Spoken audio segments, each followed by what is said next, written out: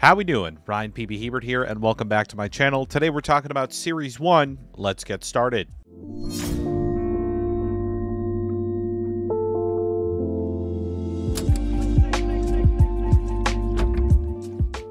I wanted to talk about the Stuttgart VG Side Event tournament. So more specifically, we are looking at Markus Stadter, 13 Yoshi, 37, whatever name you want to go by. Yoshi, longtime player in the VGC scene. And honestly, so excited to see him back. He's not the only player that's coming back for this, so that's the exciting part. But let's talk about this team for a little bit. What's popular? What are we seeing? Like, what's trending? Last week, early last week, we found out that the format dropped. And so what happened? Well, everyone got team building, and then boom, events hit everywhere. We knew this Stuttgart side event was going to be running this format, but we didn't know if it was the official format until it was officially dropped that this was the official format for the month of January, and potentially a little bit further down for Series 2 as well. We don't know that yet, but for now, let's take a look at this. My face is cutting off. Let me move me real quick. My face is cutting off the Draco meteor there, and I don't want to do that.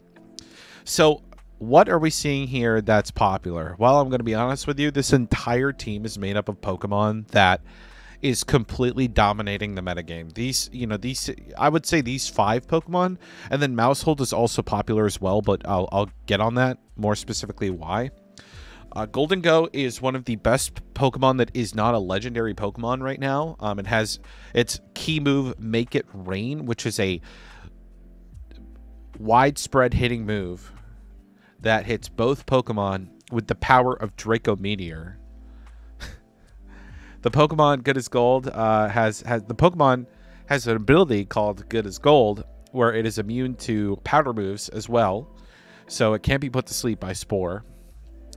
Not to mention that it gets excellent Ghost-type coverage, Psychic coverage, and in this case, Markus was going with Steel Beam just for an extra Steel Stab that's even more powerful than Make It Rain. But Make It Rain is just so powerful. On top of the fact that he gave it choice specs, Markus said that he just wanted to be as offensive as possible and make really great offensive reads, and it looks like he did. He looks like he did, right? Like, it's kind of crazy to see. So I'm happy to see it. Garchomp, Clear Amulet Garchomp. I feel like, man, if this is not going to be like the top of the format for ground type Pokemon, I don't know what is. Mudsdale could see some play, but man, it's not a Garchomp. This is also, it's a fire type Garchomp as well, which is really interesting. Probably for that defensive sentiment against fairy types, because as we know, fire types, they're going to resist fairy moves, right? So a classic, typing right there, as well as ice type moves. So, honestly, fire typing on Garchomp, I wouldn't have thought of it, but it's a great defensive typing. He's not using Terra Blast, but I don't think he needs to. With Sword Stance and the fact that you cannot be intimidated, the only thing you're looking out for is a Will-O-Wisp. But if you're fire type, you're not getting burned either. So honestly, this is just a brilliant style of play to see Garchomp be like this and to have everything that it has going for it. Well done, Markus. Mousehold with Wide Lens is really interesting because you look at Mousehold's stats initially and you're like, I don't know, is this going to be as good as I want it to be?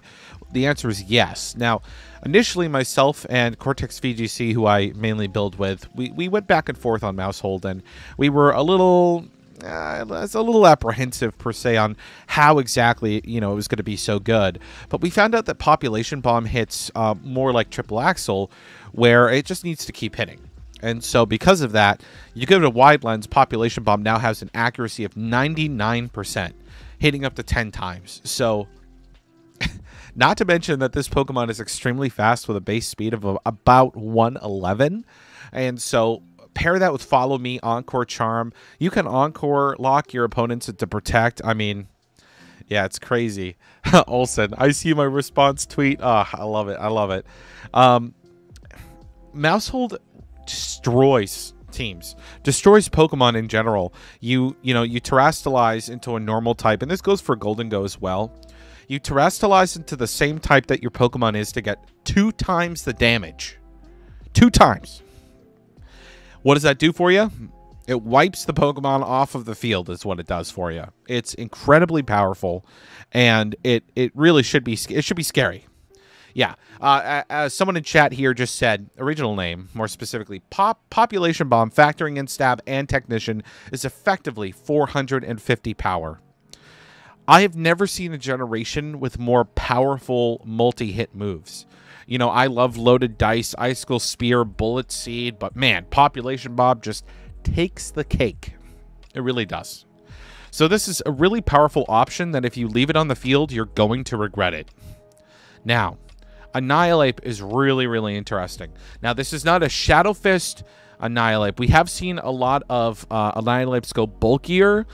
They run bulk up, and then they try to get as many hits on them from their teammates or from the opposing team as possible for super powerful endgame Shadow Fists that just knock out opponents left and right. But that's not what this is. This is a Final Gambit Choice Scarf normal Terra type Annihilate, which I love because that was something that I was thinking about a little while back too.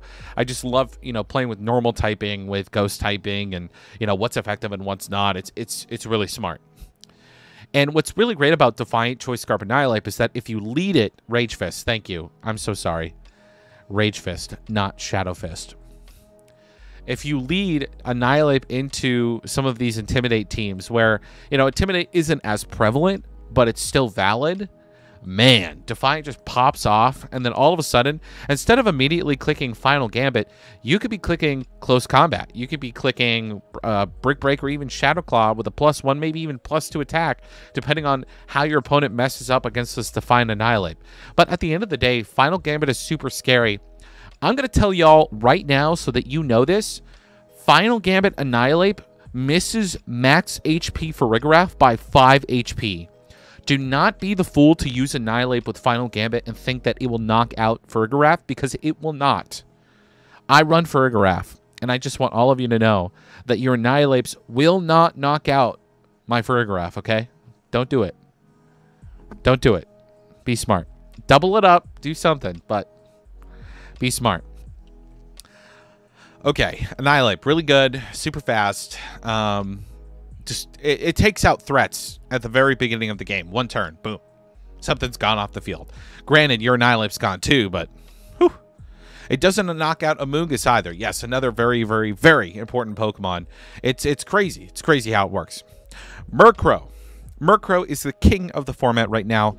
And what's hilarious is that myself and a wonderful VGC player in Chicago, Calvin Chan, we have been huge Murkrow fans and stans since way back in the day, even more so than me. He is the Murkrow guy. I hit him up yesterday. I go, yo, you're not going to believe this, but Murkrow, king of the format. Now, why is it king of the format? For all of you not familiar, Murkrow has an ability called Prankster. Prankster gives status moves that don't do damage, a priority over regular moves that do damage, that are not declared as status moves. Status moves like Taunt, Tailwind, Haze. These are moves that don't do any damage but have some special effect on the field in some way or to another Pokemon in some form. So Murkrow Prankster Taunt means that the dynamic speed on your side of the field, Tailwind is going to go up. And so the way they have the games and speed set right now, you're going to Tailwind, and then all of a sudden the speed of your Pokemon is immediately doubled before... I just lost my train of thought. The speed of your Pokemon is immediately doubled, whereas in previous games, it was not the case. And, you know, it's oh my goodness, it's a lot of fun. I just want to mention this here since I have somebody in chat talking about this as well. Olsen Matt talking about Feather Dance Snarl for Murkrow helps support even more. Feather Dance lowers attack by 2 stages, but you probably know that. You know, I didn't know that off the top of my head. I probably knew it at one point, but hey, I appreciate the letting me know. Feather Dance Murkrow, everybody. Check it out. Check it out. Now, the only thing about that, though, is that there are so many dark types in this format and in this game alone that I would be a little wary of wanting to run Feather Dance as a move as opposed to, like, Taunt. I think Taunt I could definitely see a lot of play for, but when it comes to Feather Dance, I think it'd be a little bit more niche and maybe a little bit more troublesome with the amount of dark types that are running around. But we'll have to see. We'll have to see. I mean, this team is a clear example of having really great balance of physical type Pokemon and also really heavy hitting special attackers like Hydreigon and Goldingo. At the end of the day, Murkrow is a really solid option just to be able to set up Tailwind really, really fast. It's awesome. I love it. So keep an eye out. This is a Pokemon to not forget about. Also, it's a Ghost Terra type, which means that if you want to prevent yourself from being faked out, you can definitely Terra type into a Ghost type so that you're no longer stopped by fake out pressure from the enemy team. So, yeah, you can do anything with Crow, as Olsen says, and I think it's very, very true. There's lots to be done with this Pokemon, so go check it out. Try it out for yourself. It's a lot of fun. Last but certainly not least, Hydreigon. So a lot of Pokemon in this generation got access to Tailwind again, and Hydreigon I think has always had access, but because it's more of a mid-tier speed Pokemon, it's still fast, but I would still classify it as mid-tier speed compared to the other Pokemon that can use Tailwind. This is an excellent move on this Pokemon instead of, giving yourself Protect, for example. You really can catch opponents off guard by getting yourself, a first or second turner, maybe even late game Tailwind with Hydreigon instead of going for a powerful attack, maybe even predicting a Protect out from your opponent. And in doing so, you're able to get a Tailwind up and then gain speed control and be able to win the game. With powerful Life Orb boosted Draco Meteors, Dark Pulses for potential flinch options, and Flash Cannons with Terra Steel into Fairy types, so that number one, you can defensively resist Fairy typing, because obviously it's 4 times weak. But at the same time, I also just really love the fact that that's a Life Orb boosted Flash Cannon with Terra typing, so it's fantastic. Olsen Matt also saying here, people use Ghost Defensive Terra just to deny fake outs says a lot about this upcoming year. Peak mind games and VGC. And, it's funny, a lot of Joe UX9 late last night and yesterday going off about how open team sheet could be a very, very valuable thing for this upcoming format. And I agree. Now, I like having closed team sheets, and I like how the element of surprise, per se. It allows players to be very creative and to kind of sneak through a tournament doing some cool stuff. However, it puts some folks who are newer at a greater disadvantage if you don't have friends to help scout for these different things in the tournament. So at the end of the day, this is a series that has a lot of mind games, a lot of trickery to it. And, at the end of the day, I don't think there's much trickery here from Yoshi's team. I think this is literally super offensive, great defensive synergy, and at the same time, he knows what he's doing. He's got this team pretty set up for victory, and it shows. He won the side event. So it's only going to improve from here. We're about 1 month out from San Diego Regionals, so, it's going to be really interesting to see where we go from, a team like this to whatever may be coming for us next, which is kind of what I want to talk about with the Limitless TCG Tour. This tour was incredible. It was run, I've heard it was run really well. There were a ton of great older players and from the scene previously that were on here, and so this is it was really, really cool to see that this was being done. And this was run open team sheet as well, to my belief. So also Matt saying that he was 1 game away from cutting this, but I missed round 1.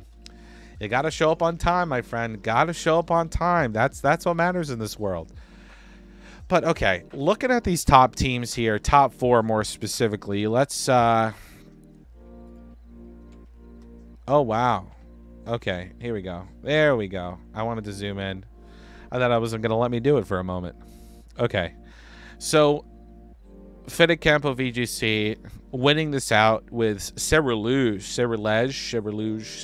There we go. Has now won the only 2. Fede Campo has won the only 2 online tourneys so far, Nino's and Limitless. Well, Nino's wasn't even run with this format. Nino's was run with the previous made-up VGC format too last weekend. So, it's actually kind of crazy to see this player do so consistently well. But, their team, it makes a lot of sense. You've got 3 Ghost types, 2 Dark types, a Dragonite, man, if there's anything that I can say about running multiple ghost types is that it's a lot of fun. As a player who was playing that wonderful team last season in Sword and Shield with 3 different ghost types on the team, it can definitely do some damage, and it prevents a very, very tricky and interesting opportunity for yourself against your opponent. Now, looking at Unreality's team, this is Aaron Trailer, fantastic player. He won Dallas Regionals in 2020, showed up with G-Max Charizard and absolutely wrecked people. And, you know, most notably, this team is featuring Don Dozo, aka Don Bozo, because he be a clown, but he clowns on you. Don Dozo, Armor Rouge, Meowscarda, Sylveon, Hydreigon. You know, you're going to notice a pattern here that there are a lot of Hydreigons on these teams. A lot of Hydreigons. Everything else will change, but then, you know, it's honestly great. I like Don Dozo Tatsugiri. I don't think it's too broken. It definitely is troublesome with order up, being able to up your attack, speed, or defense, depending on the color of your Tatsugiri. And, you know, most notably, I just want to say here, you know, there are a lot of, well, a lot of similarities with these teams. You're going to see a lot of Murkrow Golden Go on a lot of these teams here in top 4 and then even top 8 as we go down. And what's really cool is that you see a lot of older players here, players that have played previously, getting into this game. And, you know, I do want to say there are some really unique options that popped up here as well. You know, Polar Bear here, PQ Bear, you know, pulling up with this really interesting team kind of reminds me of what Joe UX9 was kind of testing with originally. The Corving Knights is a nice touch. I'm just curious, you know, there really isn't too much Intimidate in this format. It's just not as broken, because there's so much going against it that you have to wonder if, you know, if Corving Knight's really going to be as good as you might think it will be. I don't know of too many other moves that are lowering defense or special defense right now per se. So, you know, I don't know if Corving Knight really gets the full effect of mirror armor, other than that it's a flying steel type that is immune to ground type moves. So that's cool. But, you know, it's interesting. I do like seeing the Palafin up here, you know, and the Mudsdale in the same team. You know, so this is a combination that I actually had forgotten about, and so I was really happy to see it. And, you know, I had played with it in early Sword and Shield. Grimmsnarl Mudsdale is a fantastic combination, just due to the fact that Mudsdale has so many wonderful sets to be run with the 3 different abilities that it has. And I think that in itself is extremely valuable. I also want to make note, you know, it's only here in top 8 a couple times, but I think Meowscarda is going to pick up in popularity even more. It's fast. It gets access to Trick Room. Flower Trick, critting every time, and giving yourself like a boosting item for damage as well. Like, it actually does damage. It really, really does. And so, you know, I wouldn't be surprised to see this thing do more and more. I love seeing the Breloom here from Lele, you know, Breloom Arcanine, and then kind of just like a bunch of other, you know, powerful, good offensive options to kind of just come out and dominate. And you're going to see this kind of, you know, this pattern here of really good speed control. In fact, I'm actually curious if the Hydreigon here has Tailwind. It does not. But he has a... Oh, no, this is not the right team. I want Unreality's team. There we go. It did. Okay, so... And Meowscarda had Trick Room. So this is key. And there was Trick Room on Armor Rouge as well. Okay, so, you know, this was pretty cool to see. Also, Grass-type Terra Grass Dondozo instead of a Dragon-type. So you're definitely going for a bulkier Dondozo with Substitute as well. I think that's a pretty nice idea. Soak Tatsugiri as well, that's interesting.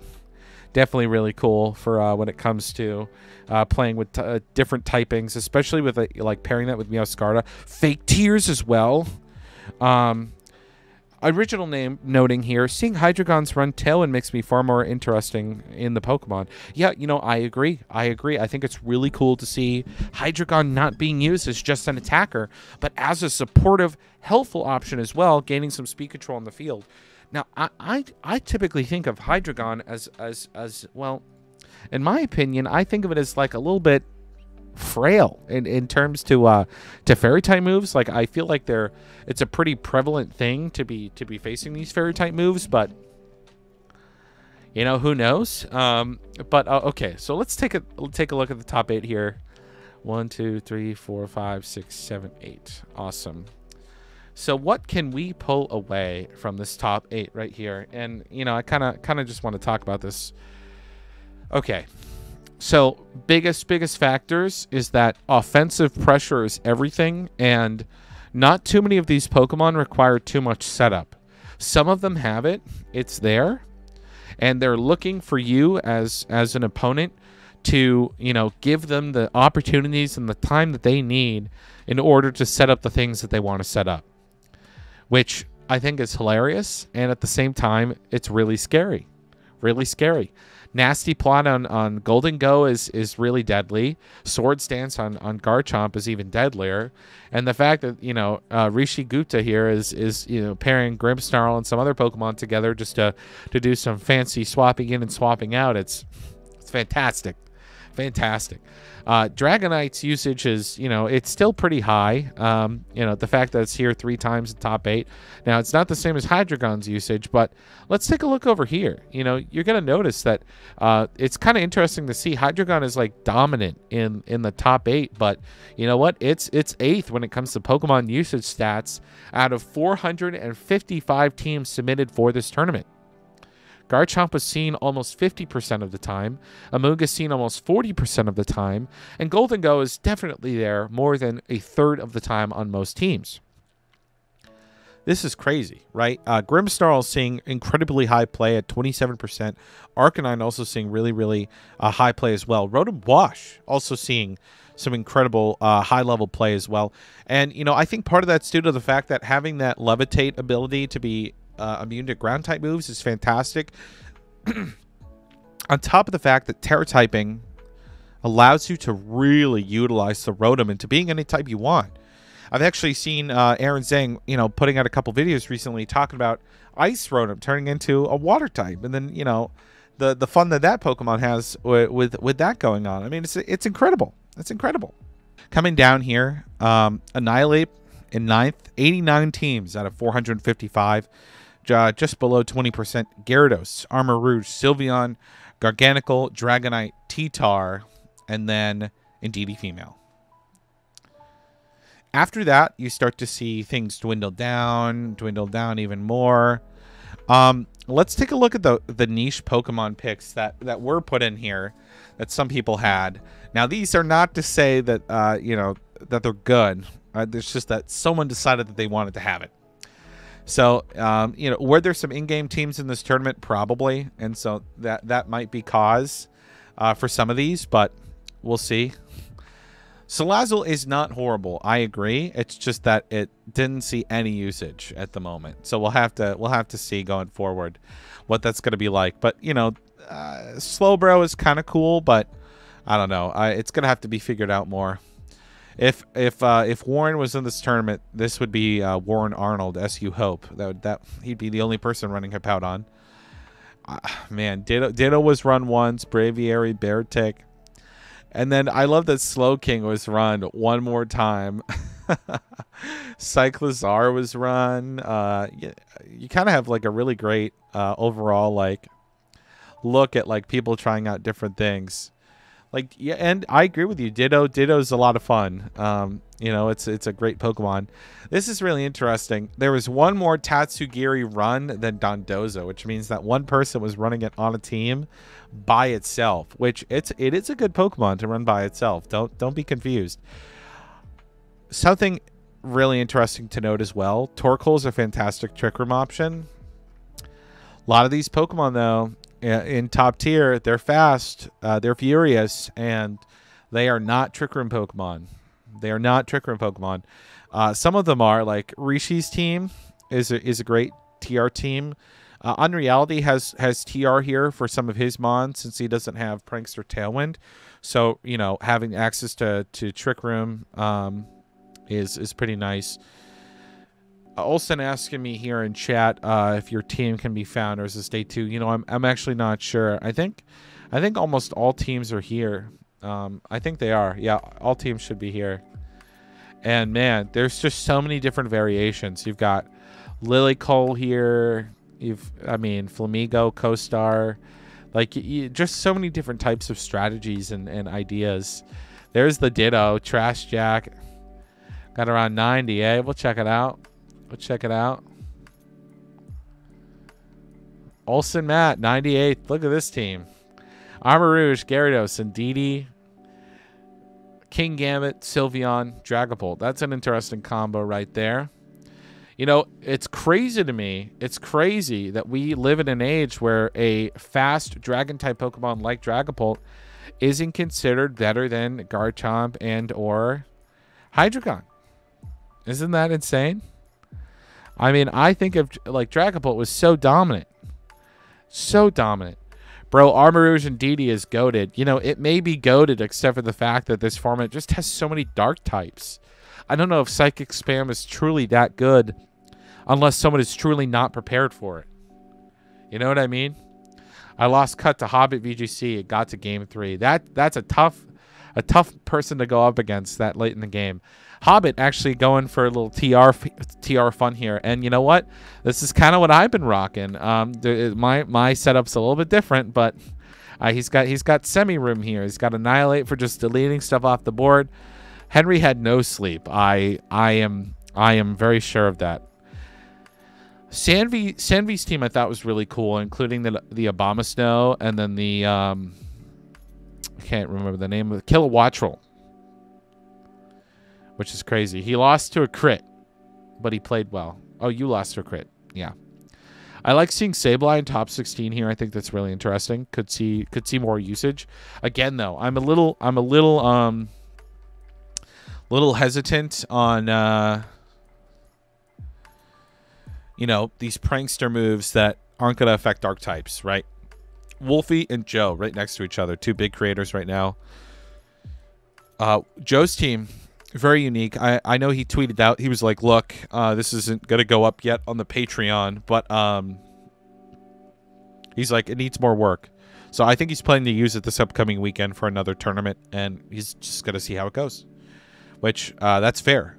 I think there's a lot to be done with Garganacl. It's a very slow style of play, but it does pay off well, and I think it could do a lot, you know, a lot for players. And you know, once again, you see Wolfie here spamming this psychic combo with more TR and Mouse Hold, and I mean, you've got some of the most powerful Pokemon in the format chilling on these teams. And if there's one thing I got to say one more time, it's once again, offense is power. Offense is key. And you know, while Wash Rotom isn't in top 8, man, isn't it so close right below it? Sylveon was a GOAT. I mean, look at all the Pokemon that are weak to Sylveon, right?